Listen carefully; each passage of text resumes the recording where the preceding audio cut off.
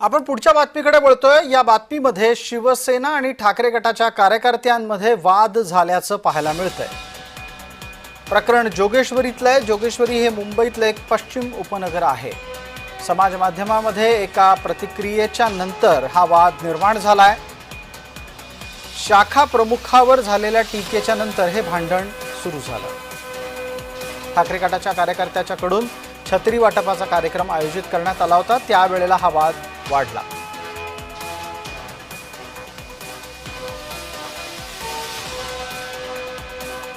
राजकुमार गुप्ता आपल्या सोबत आहेत। राजकुमार, प्रकरण निवळलंय का?